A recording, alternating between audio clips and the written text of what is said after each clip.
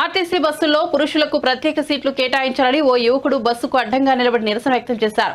ఈ ఘటన నిజామాబాద్ జిల్లా ఆర్మూర్లో చోటు చేసుకుంది. మహాలక్ష్మి పథకంలో భాగంగా రాష్ట్ర ప్రభుత్వం మహిళలకు ఉచిత బస్సు ప్రయాణం కల్పించిన విషయం తెలిసిందే. దీంతో బస్సులు నిండుగా ఉంటాయని, పురుషులకు బస్సుల్లో వసతి లేకుండా పోయిందని, సీట్లు ఉండడం లేదని ఓ యువకుడు ఆవేదన వ్యక్తం చేశాడు. బస్సుల్లో కనీసం 15 సీట్లు పురుషులకు కేటాయించాలని ప్రభుత్వాన్ని కోరారు.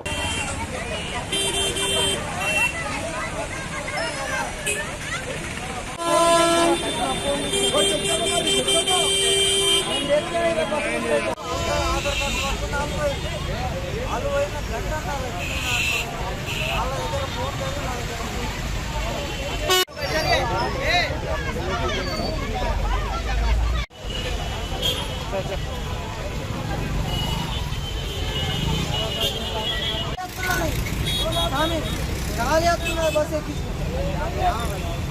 ఈడ చూస్తేనేమో ఆడవాళ్ళ ముంగట ఎట్లనే అందరికి మంచిదే. ఇప్పుడు మా భార్య మా పిల్ల కూడా ఉచితంగానే వచ్చిండ్రు, బాధలేదు.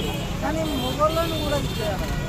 30 సీట్లు ఉన్న దగ్గర 20 సీట్లు ఆడవాళ్ళకి కేటాయించండి, 10 సీట్లు మొగోళ్ళకి కేటాయించండి అంతే. వేరేదేం లేదు.